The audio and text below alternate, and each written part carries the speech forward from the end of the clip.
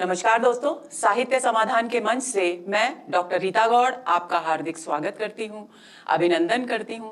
दोस्तों, पिछले कई सत्रों से, पिछले कई तो नहीं कहना चाहिए, पिछले एक सत्र से आत्म मूल्यांकन प्रश्नोत्तर श्रृंखला चल रही है और आज उस श्रृंखला का दूसरा भाग है जिसमें हम बालकांड, जो तुलसीदास जी द्वारा रचित महाकाव्य रामचरितमानस का एक महत्वपूर्ण सोपान है, प्रारंभिक सोपान है और आपके पाठ्यक्रम में है।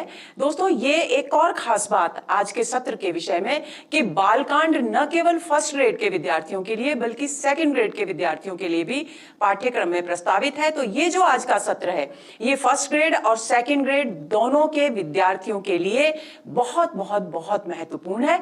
तो हम इसमें मैंने उन प्रश्नों को लिया है जो परीक्षा में संभावना है कि पूछे जा सकते हैं और उनको पूरा अच्छी तरह से आप हृदयंगम कर लेंगे, समझ लेंगे, ताकि बालकांड से संबंधित कोई भी प्रश्न आपका अनुत्तरित न रहे और उत्तरित हो तो सही ही हो। तो चलिए शुरू करते हैं आज का सत्र। आज के सत्र का सबसे पहला प्रश्न जो हमें मालूम होना चाहिए, चाहे पाठ्यक्रम में उत्तरकांड हो चाहे अयोध्या कांड हो, दोस्तों ये प्रश्न तो सबके लिए महत्वपूर्ण है। प्रश्न क्या है?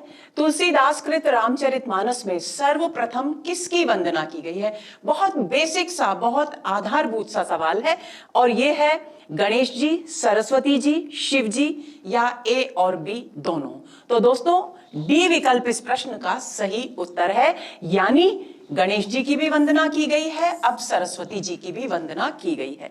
लेकिन इस प्रश्न में एक बात आपको ध्यान में रखनी है। हमेशा क्या होता है कि हम कोई भी कार्य शुरू करते हैं, भारतीय संस्कृति में सबसे पहले गणेश जी की वंदना की जाती है। इसलिए कंफ्यूजन है, इसीलिए आप भ्रमित हो सकते हैं, इसलिए ये परीक्षा की दृष्टि से बहुत ही महत्वपूर्ण सवाल है। एक और बात इस प्रश्न के विषय में कि यदि विकल्प ये हो ही नहीं और इसकी जगह मान लीजिए कि ब्रह्मा जी लिखा हो, तो उत्तर क्या होगा? तो उत्तर होगा सरस्वती जी। क्यों? क्योंकि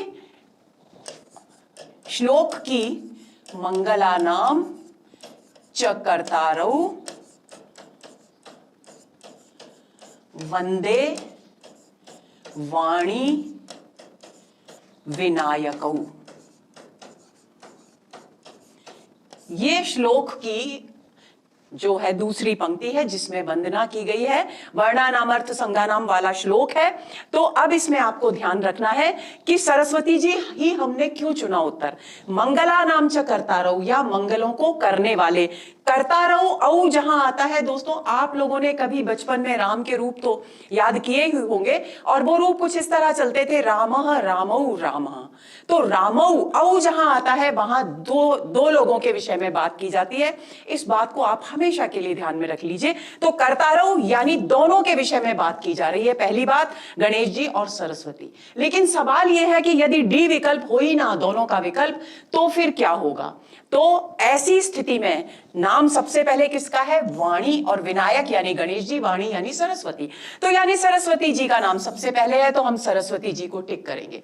और यदि सरस्वती जी ऑप्शन ही नहीं है तो उत्तर होगा हमारा गणेश जी। तो आपको यह बात बिल्कुल अच्छी तरह से ध्यान में रखनी है। मेरी दृष्टि में यह प्रश्न इतना आधारभूत और इतना महत्वपूर्ण है कि आपको इसके हर पक्ष पर ज्ञान होना चाहिए, हर पहलू की जानकारी होनी चाहिए। तो चलिए इस प्रश्न का इसको मिटा देते हैं ताकि कंफ्यूज ना हो जब पीडीएफ लेंगे बच्चे। तो इस प्रश्न का सही उत्तर हुआ डी, आंसर हुआ डी। अगले प्रश्न पर आते हैं। तुलसीदास कृत रामचरितमानस में प्रथम श्लोक कौन सा है? यह भी बहुत आधारभूत सवाल है और रामचरितमानस के किसी भी कांड को पाठ्यक्रम में हो, किसी भी परीक्षा के, उसके लिए भी ये बहुत महत्वपूर्ण है। तो पहला विकल्प है भवानी शंकरौ वंदे श्रद्धा विश्वास रूपिणौ। देखिए औ आ रहा है यहां भी, यानी दो लोगों के विषय में बात की जा रही है। दूसरा है वंदे बोधमयम नित्यम गुरु शंकर रूपिणम। तीसरा विकल्प है उद्भव स्थिति संहार कारिणीम क्लेशहारिणीम। और चौथा विकल्प है वर्णानाम अर्थ संज्ञानाम रसानाम छंदसाम अपि। तो यहां भी डी विकल्प इस प्रश्न का सही उत्तर है। ये पूरा श्लोक, ये पहला श्लोक है और इसमें गणेश जी और सरस्वती जी की द्वितीय पंक्ति में स्तुति की गई है, वंदना की गई है। तो ये श्लोक कुछ इस तरीके से है, वर्णानाम अर्थ संघानाम रसानाम छंदसाम अपि मंगलानाम च कर्तारौ वंदे वाणी विनायकौ। तो डी विकल्प इस प्रश्न का सही उत्तर है। अगले प्रश्न पर आते हैं। श्रद्धा विश्वास रूपिणों किसे कहा गया है? श्री राम, भवानी शंकर, सीताराम या गणेश जी? बी विकल्प इस प्रश्न का सही उत्तर है। देखिए पिछली पंक्ति को, भवानी शंकरौ वंदे श्रद्धा विश्वास रूपिणौ, यानी श्रद्धा और विश्वास के स्वरूप हैं, जो साक्षात प्रतिमूर्ति हैं, जो ऐसे भवानी यानी पार्वती जी और शंकर दोनों की मैं वंदना करता हूं। तो श्रद्धा विश्वास रूपिणौ किसके लिए आया है? भवानी और शंकर यानी पार्वती जी और शिव जी के लिए। औ है यानी दोनों के लिए आया है। तो इस प्रश्न का सही उत्तर हुआ बी, आंसर हुआ बी। अगला प्रश्न, नील सरोरुह श्याम तरुण अरुण वारिज नयन करौ सो मम उर्धाम सदा क्षीर सागर शयन। पंक्ति के विषय में असत्य कथन है। ए, नारायण से हृदय में वास करने की प्रार्थना की गई है। बी, नारायण को नील कमल के समान श्यामल बताया गया है। सी, इसमें रूपक अलंकार है। डी, नारायण के भक्त वत्सल रूप का चित्रण किया गया है। तो दोस्तों डी विकल्प इस प्रश्न का सही उत्तर है, क्योंकि ये असत्य कथन है। इसको हम समझ लेते हैं। नील सरोरु, सरोरु यानी कमल का फूल, नीले रंग का कमल का फूल, जैसे नील कमल के समान श्याम वर्ण के युवा श्री राम, श्री राम का वर्णन है कि युवा, तरुण यानी युवा, युवक, और कैसे हैं उनके नेत्र? वारिज नयन, कमल के समान सुंदर, गुलाबी रंग के, अरुण लाल रंग के कमल के समान सुंदर नेत्र हैं, और नील कमल के समान श्यामल शरीर है, और वे युवा हैं। करौ सो मम उर्धाम सदा क्षीर सागर शयन, हमेशा क्षीर सागर में, ऐसा माना जाता है कि क्योंकि श्री राम विष्णु भगवान के अवतार हैं, तो विष्णु भगवान हमेशा शेष शैया पर क्षीर सागर में निवास करते हैं। तो हमेशा क्षीर सागर में शयन करने वाले, विश्राम करने वाले श्री राम करौ सो मम उर्धाम, मम यानी मेरे, उर यानी हृदय में निवास करें। धाम मतलब घर यानी स्थान बनाए, निवास करें। तो अब इन पंक्तियों के विषय में, नारायण से हृदय में वास करने की प्रार्थना की गई है, बिल्कुल सही है। नारायण को नील कमल के समान श्यामल बताया गया है, यह भी बिल्कुल सही है। इसमें रूपक अलंकार है, यह भी बिल्कुल सही है। वारिज नयन में रूपक अलंकार है, और नील सरोरु श्याम तरुण में भी रूपक अलंकार है। नारायण के भक्त वत्सल रूप का चित्रण यहां कहीं भी नहीं किया गया है। नारायण, श्री राम, विष्णु सब एक ही बात है, इसलिए आप बिल्कुल भी भ्रमित नहीं होंगे। तो आंसर हुआ डी। अगला प्रश्न, सुकृति संभुतन बिमल विभूति मंजुल मंगल मोद प्रसूति जनमन मंजु मुकुर मल हरणी किए तिलक गुणगन बस करनी। पंक्तियों में किसका गुणगान किया गया है? विकल्प है सुकृति का, शंभु का, चरण रज का या तिलक का। सुकृति यानी अच्छे कर्म, पुण्य कर्म, शंभु यानी शिवजी, चरण रज यानी चरणों की धूल, और तिलक यानी मस्तक पर धारण किया जाने वाला तिलक। तो दोस्तों सी विकल्प इस प्रश्न का सही उत्तर है। चरणों की रज की महिमा का मंडन किया गया है, गुणगान किया गया है इन पंक्तियों में। किसकी चरण रज है ये है गुरु की चरण रज। गुरु की वंदना में ये बात कही गई है रामचरितमानस में श्री तुलसीदास जी के द्वारा।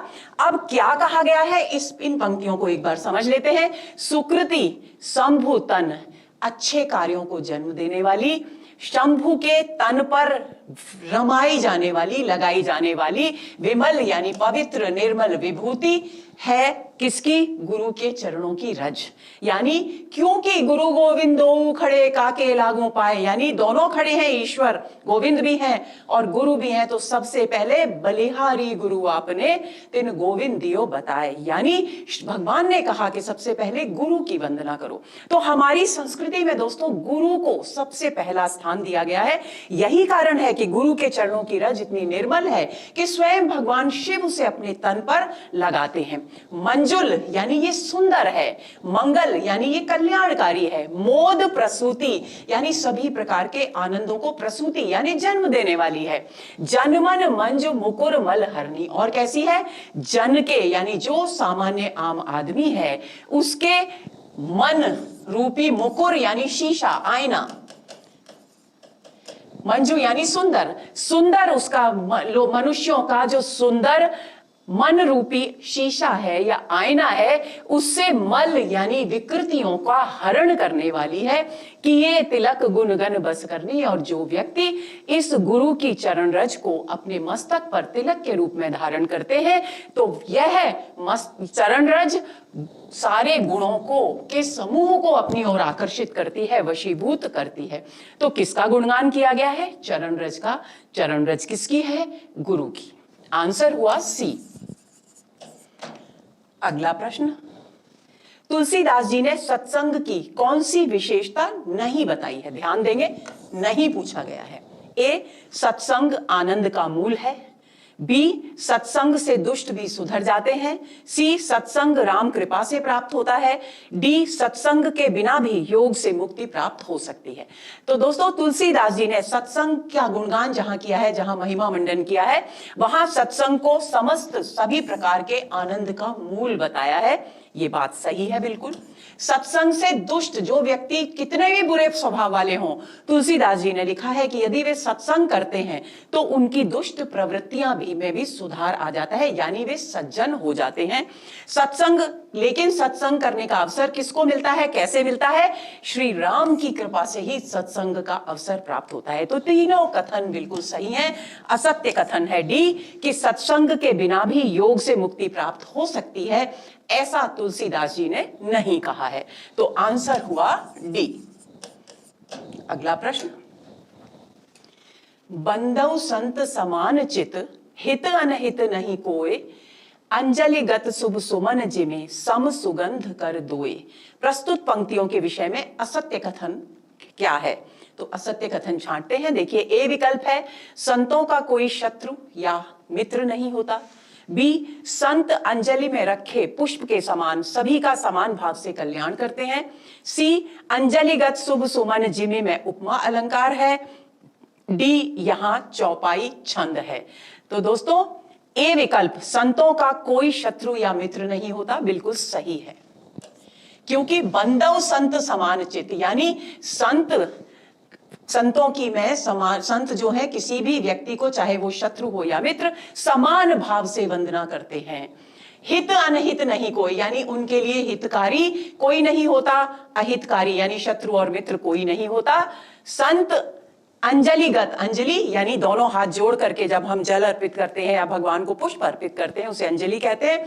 अंजलि में रखा हुआ जो पुष्प होता है दोस्तों, जिस प्रकार वो दाहिने और बाएं हाथ में कोई भेद नहीं करता, उसी तरह से जो संत स्वभाव वाले मनुष्य होते हैं वो समान भाव से सभी का कल्याण करते हैं। अंजलिगत शुभ सुमन जिमी, जिमी वाचक शब्द जहां आ जाता है वहां पर उपमा अलंकार होता है। तो ये कथन भी बिल्कुल सही है। बस गलत कथन है ये, यहां चौपाई छंद है। दोस्तों, ये चौपाई नहीं है, ये दोहा है। तो आंसर हुआ डी। अगले प्रश्न पर आते हैं।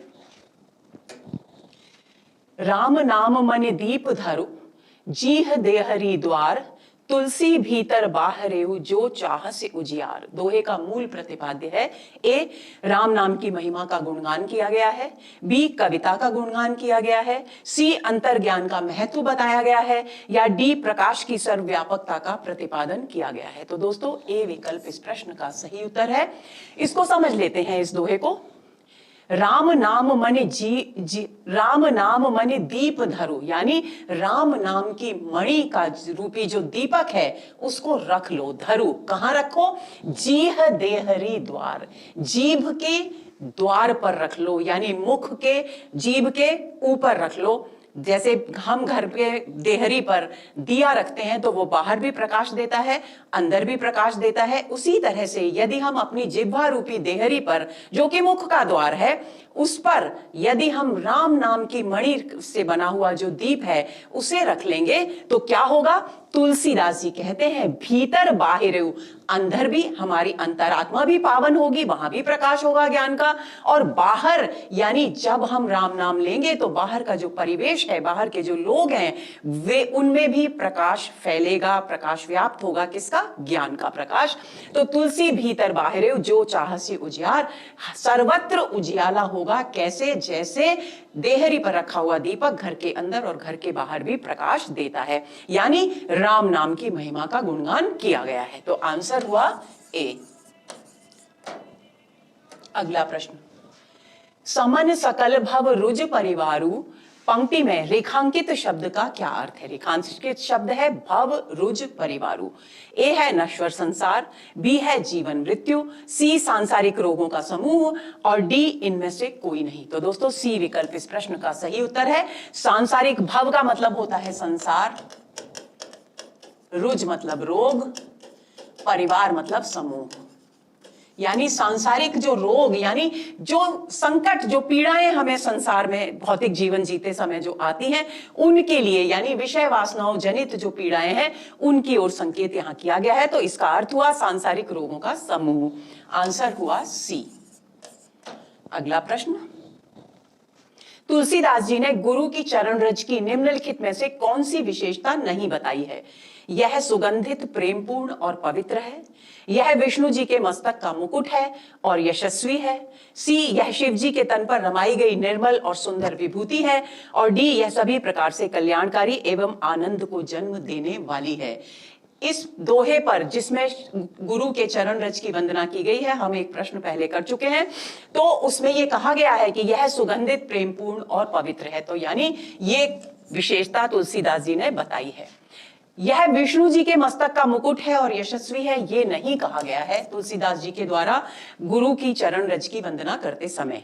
यह शिव जी के तन पर रमाई गई निर्मल और सुंदर विभूति है, यह कहा गया है। यह सभी प्रकार से कल्याणकारी और सभी प्रकार के आनंद को जन्म देने वाली है, मंगल मुद प्रसूति कहा गया है, अभी हमने पढ़ा था।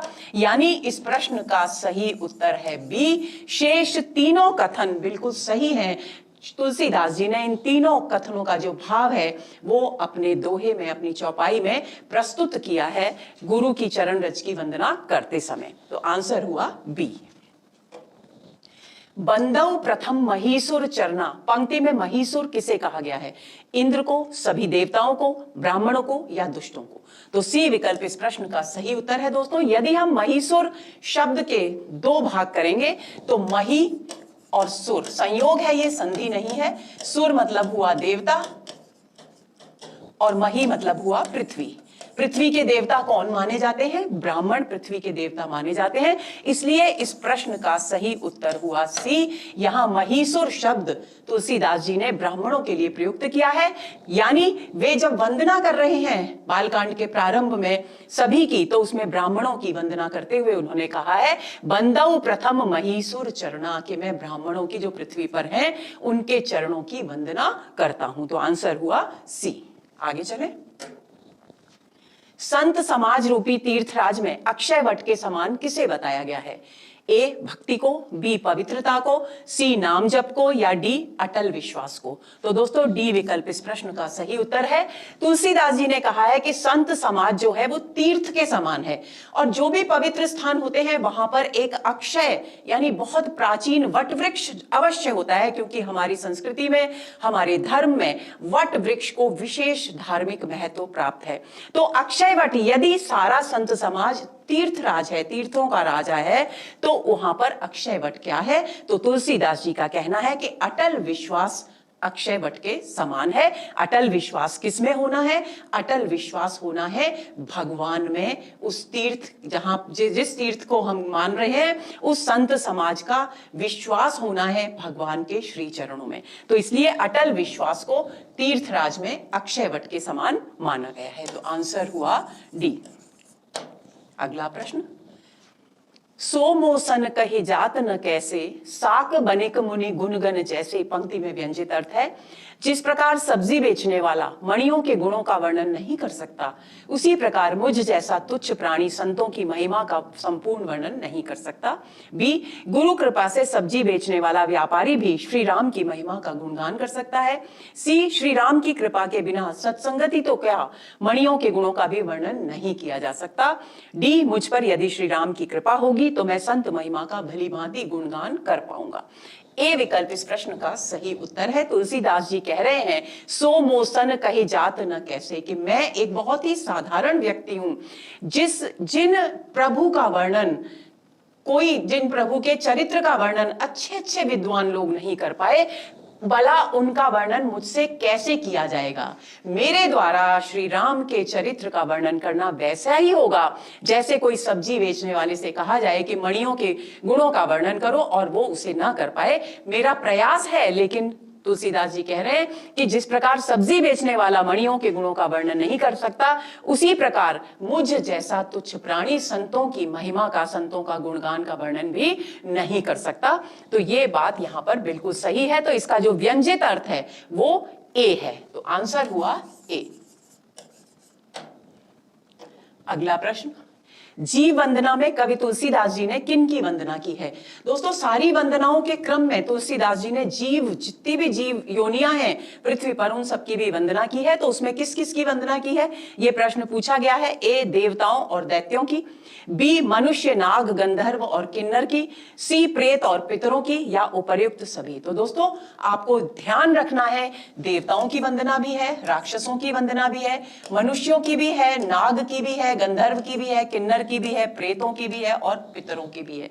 यानी डी विकल्प इस प्रश्न का सही उत्तर है। इन सब जीवों की वंदना तुलसीदास जी ने की है। तो आंसर हुआ डी।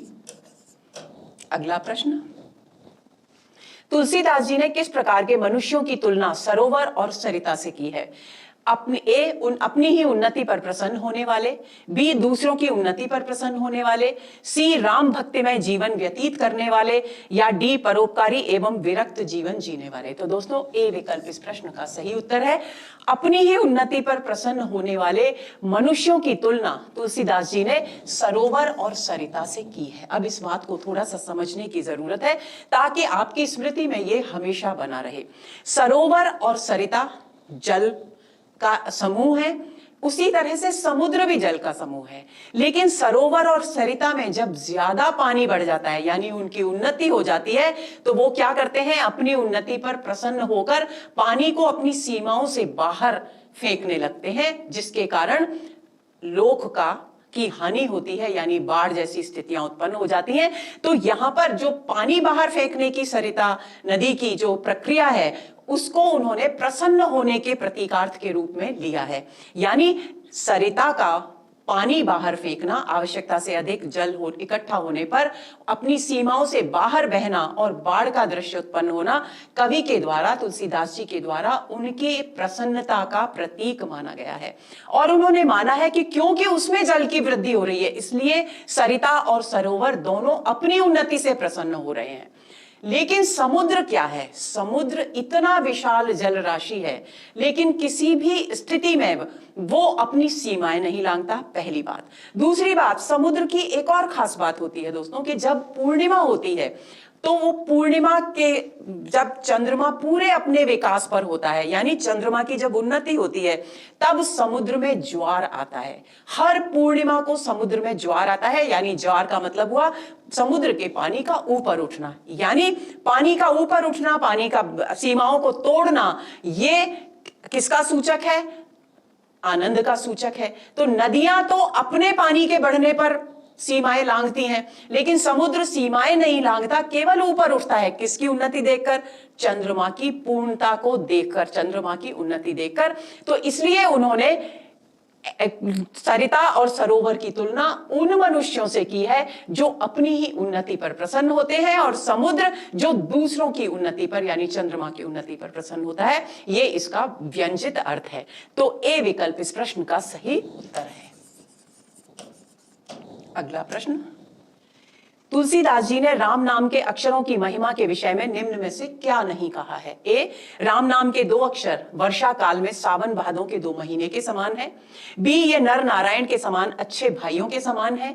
सी, राम नाम के 2 अक्षर शिव जी के 2 नेत्रों के समान है। डी, राम नाम के 2 अक्षर कछुए और शेषनाग जी के समान संपूर्ण पृथ्वी को धारण करने वाले हैं।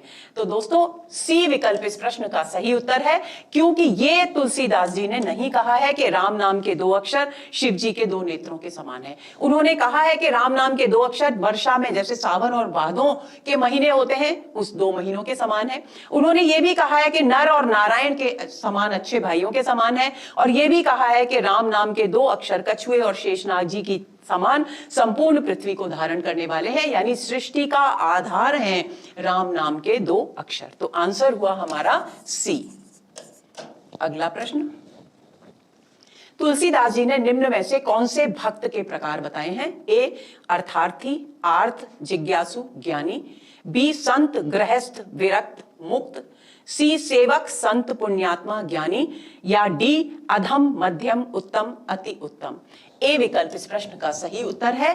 तुलसीदास जी ने जहां भक्तों की चर्चा की है वहां भक्तों के 4 प्रकार बताए हैं, अर्थार्थी, आर्थ, जिज्ञासु और ज्ञानी। अर्थार्थी क्या है? जो कामना, किसी भी इच्छा की प्राप्ति के लिए, किसी भी फल की प्राप्ति के लिए भक्ति करते हैं, वो अर्थार्थी भक्त हैं। जो संसार के कष्टों से दुखी होकर भक्ति करते हैं वो आर्थ भक्त हैं। और जो ईश्वर के स्वरूप को जानने की जिज्ञासा से, कौतूहल से भक्ति करते हैं वे जिज्ञासु हैं। और जो ईश्वर के स्वरूप को जानकर उनके गूढ़ रहस्यों का ज्ञान प्राप्त करने के उद्देश्य से भक्ति करते हैं वो ज्ञानी भक्त हैं। तो ये 4 प्रकार के भक्त उन्होंने बताए हैं। तो आंसर हुआ ए। अगला प्रश्न, कलयुग में मुक्ति का एकमात्र साधन क्या बताया गया है? तपस्या, नाम जप, धर्म ग्रंथों का अध्ययन या फिर उपवास। तो दोस्तों बी विकल्प इस प्रश्न का सही उत्तर है। प्रभु का नाम स्मरण करना, उनका निरंतर नाम लेना ही कलयुग में एकमात्र मुक्ति का साधन बताया गया है। तो आंसर हुआ बी। अगला प्रश्न, जड़ चेतन गुण दोषमय विश्व कीन करतार, संत हंस गुण गहे पय परिहरे बारे बेकार। पंक्तियों का अभिप्रेत अर्थ है कर्ता गुण और दोष युक्त दोनों कार्यों को करता है। बी, जगत जड़ चेतन रूप है। सी, विधाता ने संसार को विचित्र विरोधी स्थितियों से सजाया है। डी, चराचर जगत को विधाता ने गुण दोष युक्त बनाया है, किंतु सज्जन दोष त्याग कर गुण ही अपनाते हैं। तो डी विकल्प इस प्रश्न का सही उत्तर है। दोस्तों इसको समझ लेते हैं। जड़ चेतन गुण दोषमय विश्व कीन करतार। करतार कौन है? यानी प्रभु, जो ब्रह्म है, करने वाले, संसार की रचना करने वाले, उनको करतार कहा गया है। उन्होंने इस विश्व की जड़ चेतन से युक्त होकर और गुण और दोषों से युक्त इस विश्व को बनाया है। लेकिन संत लोग क्या करते हैं? जिस प्रकार हंस दूध और पानी में से दूध ग्रहण कर लेता है और वारी यानी जल रूपी जो विकृतियां हैं उनका त्याग कर देता है, उसी तरह से संत लोग जो हैं वो हंस की भांति ही इस संसार में गुण भी हैं, दोष भी हैं, लेकिन केवल गुणों को ग्रहण करते हैं, दोषों का त्याग करते हैं, विकृतियों का त्याग करते हैं। तो डी विकल्प इस प्रश्न का सही उत्तर है। आंसर हुआ डी।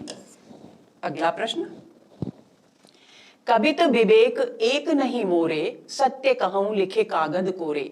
पंक्ति में रेखांकित शब्द का व्यंजित अर्थ है। ए, शपथ पूर्वक लिख कर देता हूं। बी, मेरा हृदय कोरा है। सी, मैं कोरे कागज पर कविता लिख रहा हूं। डी, कविता लिखना मेरे वश की बात नहीं है। तो दोस्तों ए विकल्प इस प्रश्न का सही उत्तर है। तुलसीदास जी कह रहे हैं कि कवित विवेक एक नहीं मोरे, कि मैं ये काव्य का सृजन कर तो रहा हूं लेकिन कविता करने की जो बुद्धि है, जो विवेक है, वो मेरे पास बिल्कुल भी नहीं है। एक नहीं मोरे मेरे पास बिल्कुल नहीं है। सत्य कहूं, सच कह रहा हूं मैं, ये बस बात में बिल्कुल भी झूठ नहीं है। आप कहें तो मैं कोरे कागज पर लिख कर दे सकता हूं। कोरे कागज पर हम लिखने का अर्थ क्या होता है? जब भी हम हस्ताक्षर कर कोई बात कोरे कागज पर लिख कर देते हैं, यानी वो प्रामाणिक होती है, शपथ पूर्वक हम कहते हैं, उसको पूरी निष्ठा से कहते हैं। तो यहां लिखे कागज कोरे का अर्थ है मैं शपथ पूर्वक ये लिख कर देता हूं कि मेरी इस बात में बिल्कुल भी झूठ नहीं है, कि मेरे पास कविता करने का विवेक नहीं है, उसकी सामर्थ्य नहीं है। तो आंसर हुआ ए। अगला प्रश्न, गिरा ग्राम्य सिय राम जस गावहि सुनहि सुजान। पंक्ति में रेखांकित शब्द का क्या अर्थ है? ए वाणी, बी कविता, सी ग्रामीण भाषा, डी संतों की भाषा। तो दोस्तों सी विकल्प इस प्रश्न का सही उत्तर है। गिरा ग्राम्य, ग्राम्य शब्द तो हो गया ग्रामीण, और गिरा का अर्थ होता है वाणी, और वाणी का मतलब क्या है? वाणी का एक अर्थ सरस्वती जी है और एक अर्थ वाणी का भाषा भी है, क्योंकि वाणी का लिखित रूप ही भाषा है। तो अगर हम वाणी को सही माने तो गिरा ग्राम्य में पूरा अर्थ इसका नहीं आता इस विकल्प में, इसलिए हम इस विकल्प को स्वीकार नहीं करेंगे, क्योंकि ये आंशिक रूप से सत्य है। सी विकल्प में दोनों ही बातें हैं। ग्रामीण भाषा, ग्रामीण भाषा का मतलब गांव की भाषा नहीं है दोस्तों, ग्रामीण भाषा का मतलब है जन भाषा, यानी आम आदमी उस समय के समाज में ज्यादा से ज्यादा लोग जो भाषा बोलते थे उससे संकेत, उसकी ओर संकेत किया गया है तुलसीदास जी के द्वारा। यानी वो कहते हैं गिरा ग्राम्य सिय राम जस गावहि सुनहि सुजान। जो बुद्धिमान व्यक्ति होते हैं वो जन भाषा में सीता और राम के यश को गाते हैं और उसको सुनाते हैं। तो आंसर हुआ सी। अगला प्रश्न, कीन्हे प्राकृत जन गुण गाना, सिर धुनि गिरा लगत पछताना, हृदय सिंधु मति सीप समाना, स्वाति शारदा कहीं सुजाना। पंक्ति के विषय में असंगत कथन कौन सा है? ए, सांसारिक मनुष्यों का गुणगान करने पर सरस्वती जी सिर धुनकर पछताने लगती हैं। बी, विद्वान मनुष्य हृदय को सागर, बुद्धि को सीप, सरस्वती जी को स्वाति नक्षत्र के समान मानते हैं।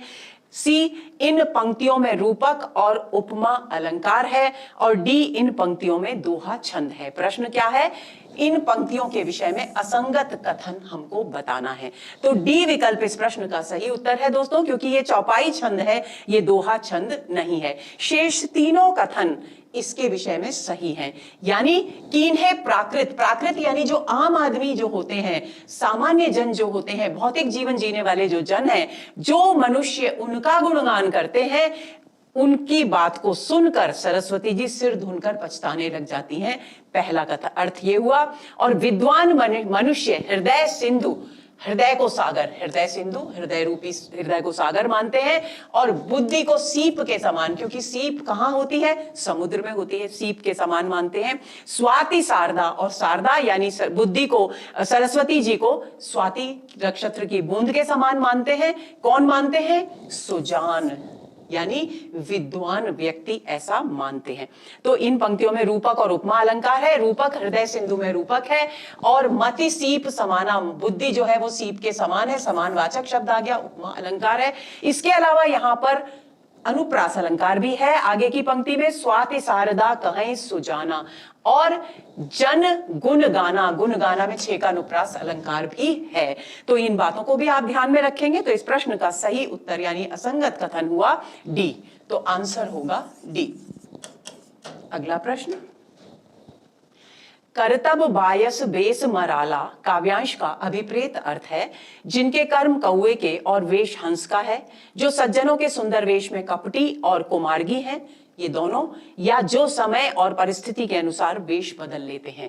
करतब यानी कर्म, बायस यानी कौआ, और वेश मराला यानी हंस, यानी जिसके जो ऊपर से तो हंस की तरह सज्जन दिखाता है अपने आप को, लेकिन जिसके कार्य कौवे के समान है, यानी दुर्जन व्यक्ति के समान है, क्योंकि हंस को हमारे यहां विवेक का प्रतीक माना गया है। एक पवित्र पक्षी है हंस, और क्योंकि वो अनासक्ति का प्रतीक है हमारे धर्म ग्रंथों में, और सरस्वती जी का वाहन भी है।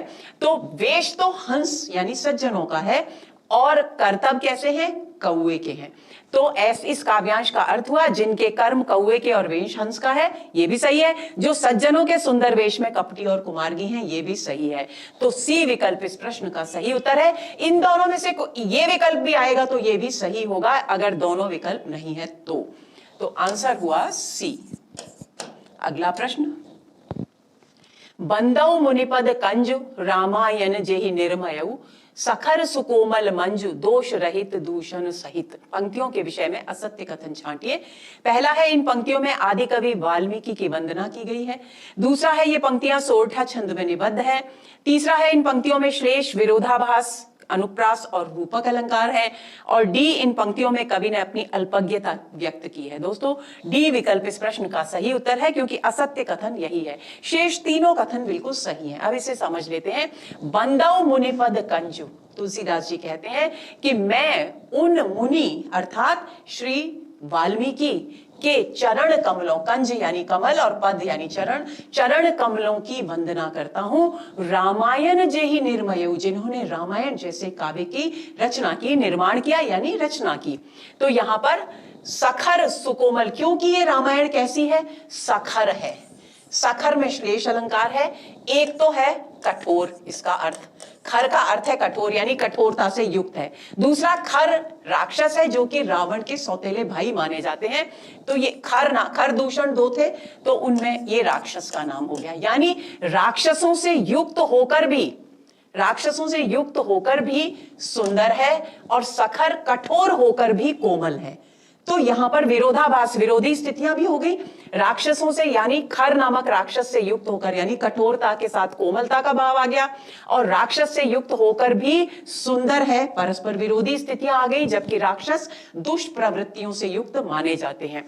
और दूसरी बात, दोष रहित होकर भी दूषण, दूसरा राक्षस क्या है, दूषण, खर दूषण, तो ये राक्षस का नाम हो गया, यहां भी श्लेष है। और दूसरा हो गया दोष, इसका अर्थ यानी दोष रहित होकर भी दोष के साथ है।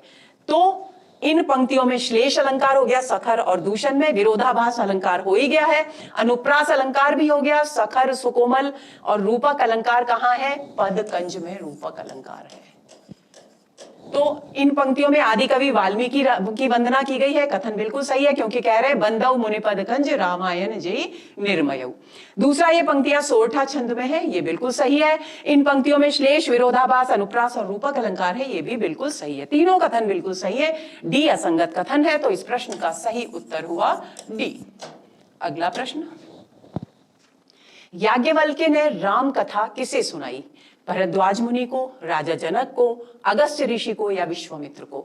तो दोस्तों, ए विकल्प इस प्रश्न का सही उत्तर है। रामचरितमानस में प्रसंग आता है, याज्ञवल्क्य मुनि का आश्रम था प्रयागराज में, और भरद्वाज मुनि प्रयागराज पहुंचे। याज्ञवल्क्य से उन्होंने अनुरोध किया, आग्रह किया कि वे राम की कथा उन्हें सुनाए। तो याज्ञवल्क्य मुनि ने भरद्वाज मुनि को ये कथा सुनाई। तो इस प्रश्न का सही उत्तर हुआ ए।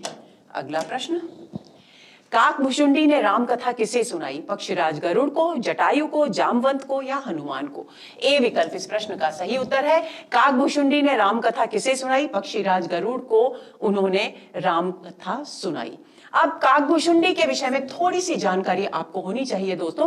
काकभुशुंडी अपने एक जन्म में शूद्र जाति में जन्म लिया था उन्होंने, और वे किसी गुरु से शिक्षा प्राप्त करते थे, लेकिन गुरु के प्रति निष्ठा भाव, सम्मान का भाव उनके हृदय में नहीं था।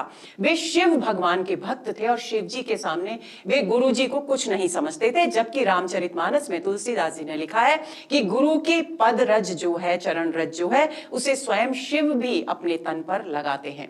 तो इस बात से कुपित होकर शिव जी ने उन्हें निम्न योनियों में यानी कीट पतंगों, जीव जंतुओं की योनि में 1000 योनियों में जन्म लेने का शाप दिया। और बहुत गुरु ये सुनकर, शाप सुनकर शिव जी का बहुत दुखी हुए। उन्होंने शिव जी से प्रार्थना की कि वे इस शाप को थोड़ा कम कर दें। तब शिव जी ने गुरु की बात को स्वीकार करते हुए, उनका सम्मान करते हुए ये कहा कि 1000 जन्म तो इसे कीट पतंगों के, जीव जंतुओं के रूप में लेने ही होंगे, लेकिन उसके बाद ये राम भक्त होगा और राम भक्त होने के बाद धीरे धीरे इसकी भक्ति राम के चरणों में होगी और ये उनके दर्शन करने में सफल होगा। लेकिन इसके बाद ऐसा हुआ भी, ब्राह्मण कुल में वे जन्म लिया उन्होंने, और उसके बाद फिर अपने गुरु लोमश ऋषि से सगुण निर्गुण पर विवाद हो रहा था और उस विवाद में इन्होंने कुछ अभद्रता कर दी, तो उन्होंने, लोमश ऋषि ने उनको शाप दिया कौवा होने का, और इस के फलस्वरूप वे कौवे के रूप में ही श्री राम के दर्शन कर सके। ये काकभूषुंडी की संक्षिप्त कथा है, जो बहुत बड़ा विस्तृत प्रसंग है रामचरितमानस का, लेकिन ये जानकारी आपको होनी चाहिए क्योंकि वे राम भक्त थे। उनको शिव जी ने ये वरदान दिया था कि वो राम के बड़े भक्त होंगे, इसलिए उनको ये अवसर मिला कि वे पक्षीराज गरुड़ को राम कथा सुनाएं। तो इस प्रश्न का सही उत्तर हुआ ए। अगला प्रश्न, मैं पुनि निज गुरु सन सुनी, कथा सो सूकर खेत, समुझी नहीं तसि बालपन, तब अति रहु अचेत।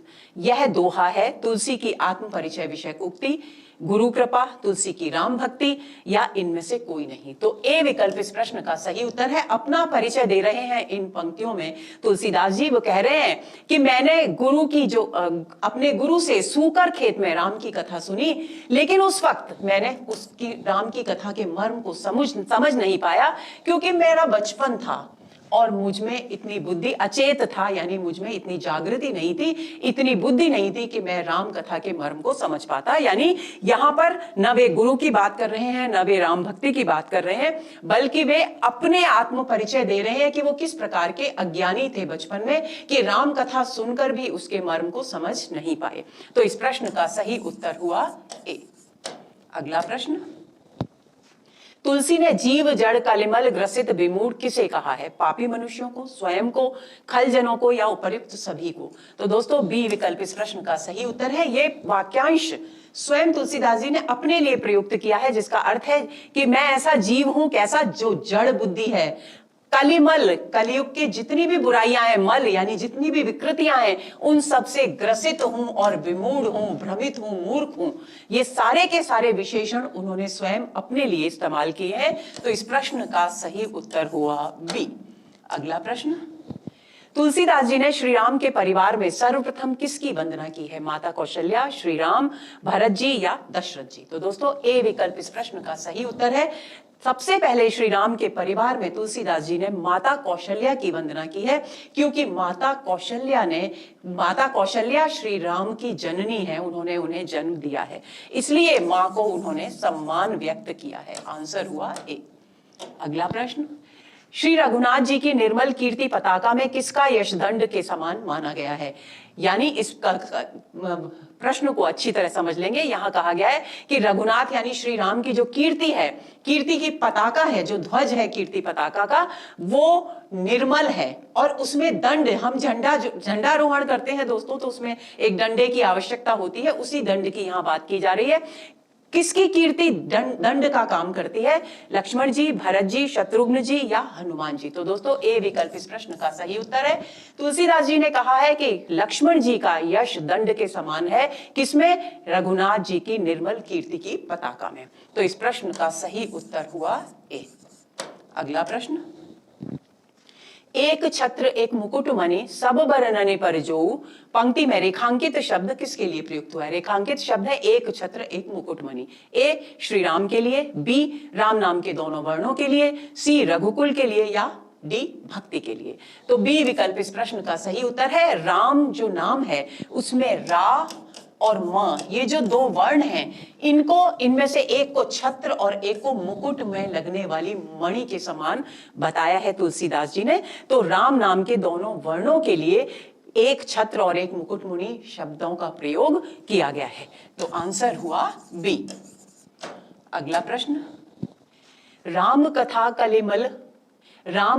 कले कामद गाई, सुजन सजीवनी मूरि सुहाई, सोई वसुधा दल सुधा तरंगिनी, भय भंजनी ब्रह्म भेक भुअंगिनी। प्रस्तुत चौपाई में राम कथा के विषय में क्या कहा गया है? ए, राम कथा कामधेनु गाय है। बी, राम कथा सज्जनों के लिए सुंदर सजीवनी जड़ी है। सी, राम कथा पृथ्वी पर अमृत की नदी है। या फिर उपर्युक्त सभी। तो दोस्तों डी विकल्प इस प्रश्न का सही उत्तर है। बहुत ही महत्वपूर्ण पंक्तियां हैं, ये बहुत ही महत्वपूर्ण चौपाई है। इसके अर्थ को हम समझ लेते हैं। तुलसीदास जी कहते हैं कि राम कथा कलि कामद गाई। राम की जो कथा है, कली यानी कलयुग, कलयुग में कामद यानी कामधेनु गाय के समान है। कामधेनु गाय की क्या विशेषता थी? कामधेनु गाय की विशेषता थी कि वो सभी कार्यों को पूरा करने वाली गाय थी। उसके समक्ष जो भी इच्छा व्यक्त की जाती थी वो उसकी पूर्ति करती थी। तो कामद शब्द का अर्थ हुआ द। मैंने आपको कई बार बताया है, कई सत्रों में बताया है कि जिस शब्द के आगे यानी बाद में द लगता है उसका मतलब होता है देने वाला, यानी काम यानी कामनाओं को देने वाली, यानी कामनाओं को पूर्ण करने वाली गाय है। सुजन संजीवनी, और अच्छे सुसज्जन व्यक्ति हैं उनके लिए संजीवनी बूटी के समान है। संजीवनी जो जीवनदायिनी बूटी होती है। सोई वसुधा तल, और ये राम कथा वसुधा यानी इस पृथ्वी पर सुधा अमृत से युक्त तरंगिनी यानी नदी के समान है। और क्या है? भय भंजनी, सभी प्रकार का जो भय है, काल का भय है, दुनिया भर के और दूसरे भय संसार में होते हैं, तो उन सभी भयों को नष्ट करने वाली है। भ्रम भेक भुअंगनी, और जो भ्रम रूपी भेक यानी मेंढक, भ्रम रूपी मेंढक है, उसके लिए भुअंगिनी यानी सर्प के समान है। सर्प मेंढक को खा जाता है,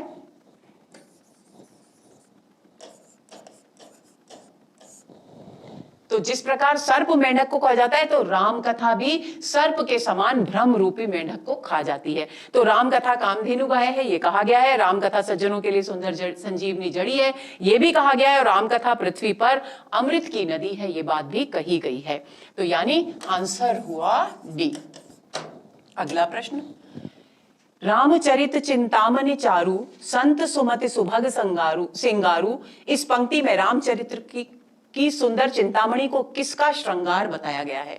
भक्तों का, संतों का, संतों की बुद्धि रूपी स्त्री का, या उपर्युक्त सभी का? तो दोस्तों सी विकल्प इस प्रश्न का सही उत्तर है, क्योंकि इन पंक्तियों को समझ लीजिए। संतों की बुद्धि रूपी स्त्री का श्रृंगार बताया गया है रामचरित को। रामचरित चिंतामणि चारु, राम का जो चरित्र है वो चिंतामणि, चारु यानी सुंदर, सुंदर चिंतामणि के समान है।